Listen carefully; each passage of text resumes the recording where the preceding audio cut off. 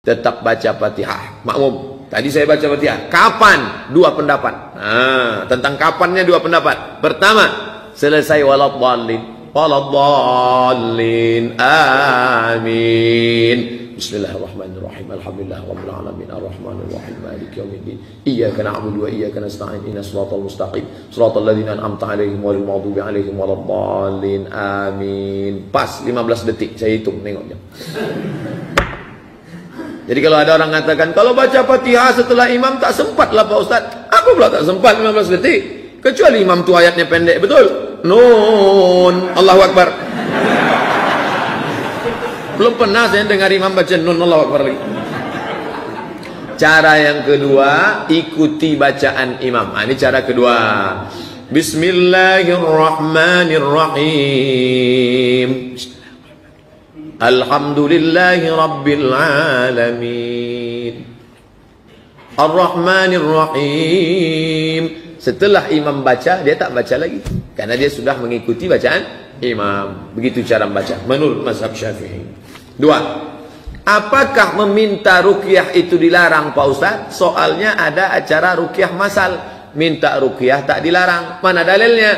Sahabat kena musafir, mau numpang di rumah kepala suku. Kepala suku numpang kami, tidak bisa numpang, pergi sana, pergi.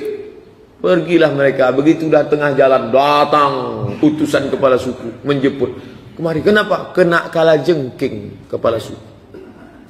Balik mereka, dibacakannya Al-Fatihah, ditiupkannya ke air, disiramkannya, diminumkannya, sehat. Itu dalil boleh minta ruqyah. Disampaikan ke Nabi, ya Rasulullah, kami sedang dalam perjalanan, minta izin ke kepala suku, tak dikasihnya. Tapi gini, lalu kemudian kami dikasih hadiah. Karena kepala suku itu sehat, dikasih upah 30 ekor kambing. Halal tak kambing nih? Kata Nabi, kenapa kalian tak kasih aku sebagian? Itu menunjukkan seandainya tak boleh, pasti Nabi mengatakan, dia minta ruqyah. Ya, siapa yang minta ruqyah, neraka jahanam tempatnya. Satu hadis mengandung 3 hukum. Pertama, boleh minta ruqyah. Yang kedua, boleh meruqyah dengan bacaan ijtihad dia. Nabi tak pernah mengajarkan kau bacakan Al-Fatihah, kau tiupkan ke air, tak ada. Yang ketiga, upah ruqyah halal. Satu hadis, 3 makna terkandung. Adapun hadis yang mengatakan la yastariqun, orang yang tidak akan dihisab di akhirat nanti adalah orang yang tidak minta ruqyah. Artinya tidak minta ruqyah syirkiyah. Ruqyah yang bercampur dengan syirik, dukun, jin, hantu, setan. Yang kedua, dia tidak meyakini sehatnya karena ruqyah itu. Ruqyah itu hanya wasilah, sehatnya tetap karena Allah. Jadi tak masalah. Ustaz, apakah salat sunat wudhu bisa dilakukan kalau air wudhunya sudah kering? Wudhu tak dihitung kering atau basah. Kami kalau di Maroko bulan 12 ini musim dingin, di bawah 0 derajat. Berwuduk pakai air panas, selesai wuduk langsung dilap pakai anduk. Karena kalau tak dilap sejuk menggigit. Maka setelah kering macam mana? Wuduk tak dilihat kering basahnya, wuduk dilihat batal tak batalnya. Kalau batal tak bisa lagi. Selama tak batal boleh. Tapi jangan gara-gara Ustaz melarang batal akhirnya ditahan kentut sampai biru muka menahan kentut. Kalau batal, keluar masjid berwudu, tak apa-apa, darurat. Kata Ustaz harus duduk di masjid, tak boleh bergeser. Batal, pergi keluar, wudu, masuk balik.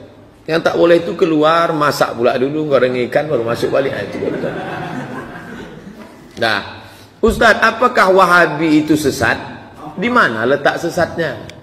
Di mana letak sesatnya? Saya banyak berkawan sama Wahabi. Wahabi ini banyak juga level-levelnya. Ada level keras. Menengok pun tak mau. Assalamualaikum. Waalaikumsalam. Salam. Ada level yang lunak. Baik.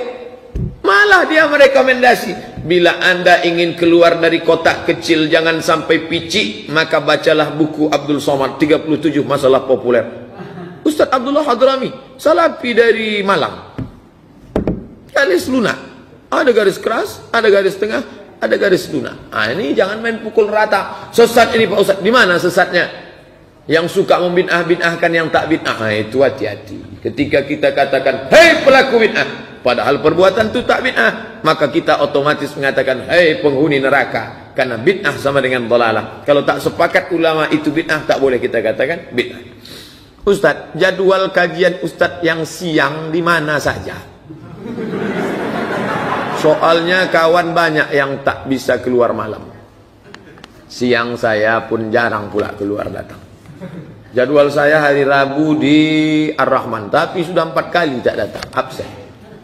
Sibuk itu, sekarang mengawas ujian 2 kali tak datang. Jadi datang sajalah subuh Sabtu di Bagi yang tak bisa datang melalui streaming www.facebook.com, buka di situ Ustaz Abdul Somad, ada streamingnya.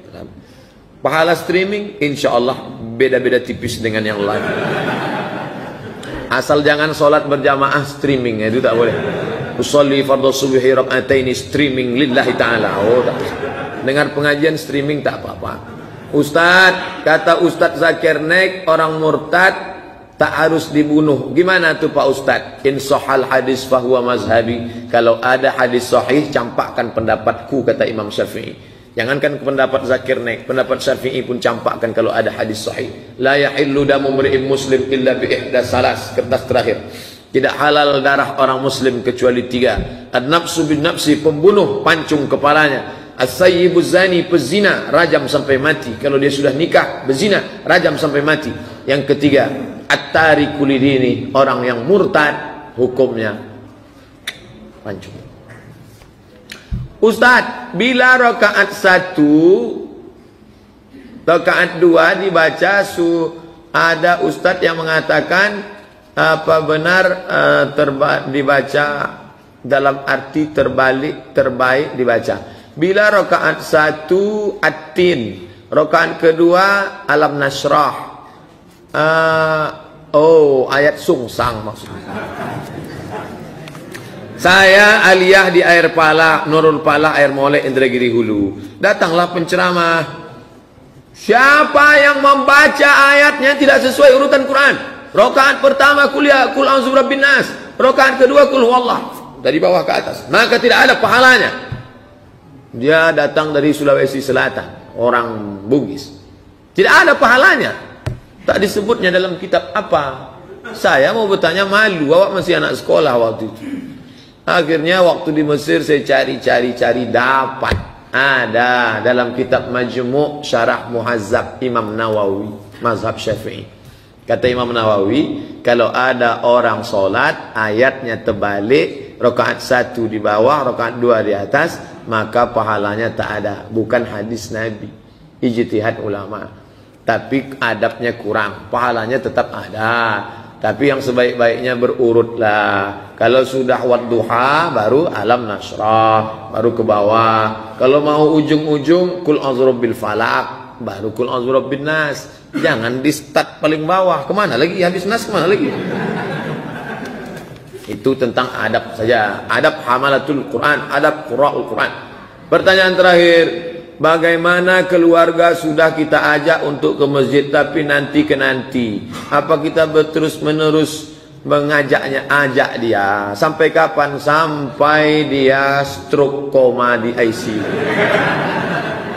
Begitu dapat kabar, Bu, ya suami ibu koma. Alhamdulillah. Berhentilah aku mengajak dia sekarang. Barulah meleleh air mata dia. Hayya 'alas shalah, kata masjid DPR di samping awal bros. Barulah meleleh air mata dia. Andai dulu aku ke masjid ya Dinda. Rasakan bang. Dulu ku ajak kenapa tak mau? Bang rasakanlah. Ala hazihi niyah al-Fatihah. A'udzu billahi minasy syaithanir rajim. Bismillahirrahmanirrahim. Alhamdulillahi rabbil alamin. Arrahmanir rahim. Maliki yaumiddin. Iyyaka na'budu wa iyyaka nasta'in. Ihdinas siratal mustaqim. Siratal ladzina an'amta 'alaihim ghairil maghdubi 'alaihim waladdallin. Amin. Rabbana ighfir lana dzunubana, ampunkan dosa kami ya Allah, wali walidaina, kedua orang tua kami, wali masyayikhina, guru-guru kami, wali azwajina, pasangan hidup kami, wali zurriyatina, anak cucu keturunan kami, wali man sabaqana, yang sudah mendahului kami, wali man hadarana, semua yang hadir di majlis ini ya Allah.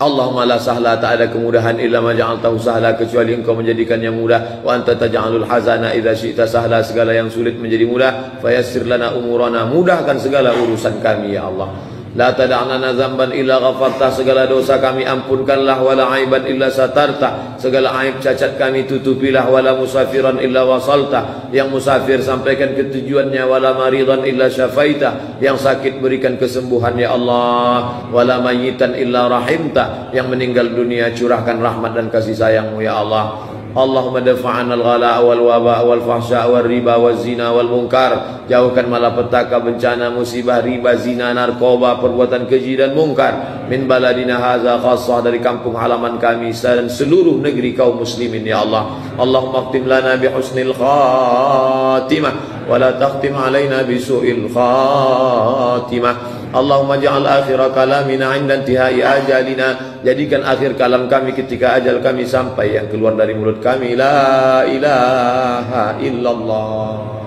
Rabbana atina fid dunya hasanah wa fil akhirati hasanah wa qina adzabannar. Wa sallallahu ala sayyidina Muhammad wa ala alihi wa sahbihi wasallam, walhamdulillahi rabbil alamin.